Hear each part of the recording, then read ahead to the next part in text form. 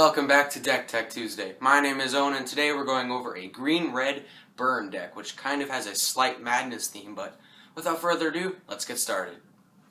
In this deck we're running 10 creatures, starting with one copy of Den Protector.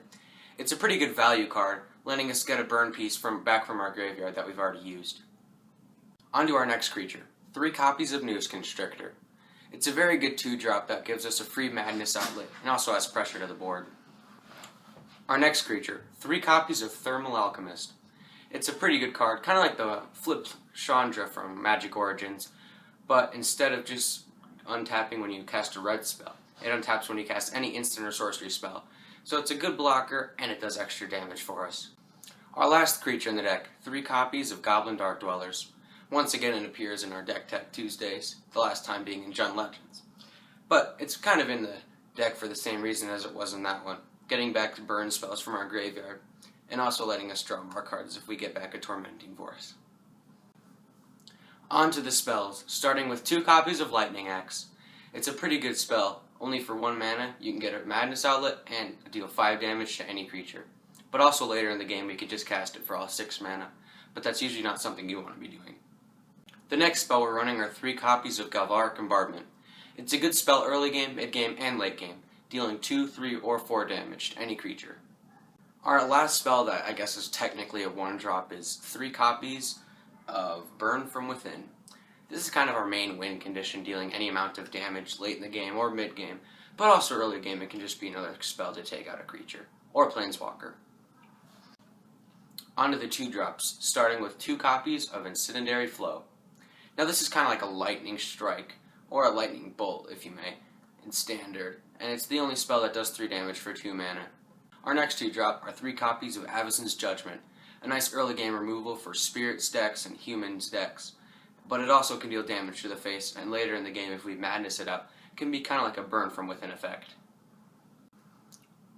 Our last 2-drop we're running is 3 copies of Tormenting Voice. Now this is a nice way of card advantage and does give us another madness outlet in the deck, which we are looking for a lot of.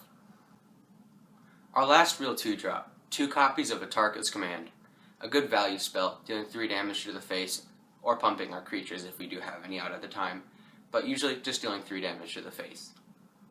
The last 2-drop we're running are 2 copies of Alchemist's Greeting. Now I'm counting this as a 2-drop because you are 99% of the time going to be casting it for its madness cost of 1 in a red, and never costing it for 4 in a red. On to the 3-drops, starting with 3 copies of Fiery Temper. Now this is a good card that can almost resemble a Lightning Bolt, but it normally will be cost just for 3 mana, but in very lucky situations you will cost it for just the 1 red mana. Our next 3-drop, 1 copy of Collective Defiance.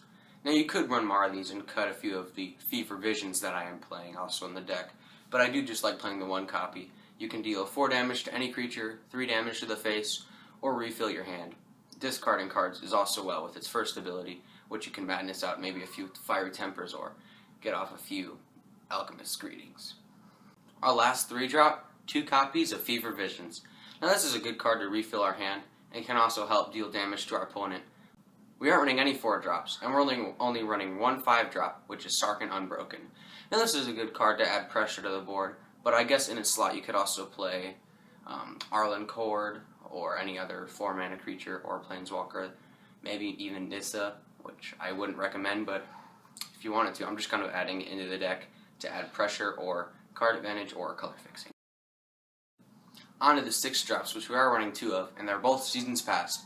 Now this is just a way to refill our hand after we've cast a lot of our spells earlier on in the game, and it can be a reason to run a few 4-drops in the deck if you have any in mind.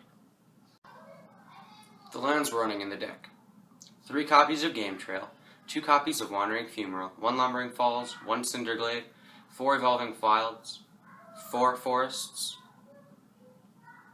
5 Mountains, and 1 Island. Thank you guys so much for watching this week's Deck Tech Tuesday. I think this deck is pretty competitive, and I am going to be running it at the upcoming game day this Saturday. I hope you have a good afternoon, and I'll see you next week.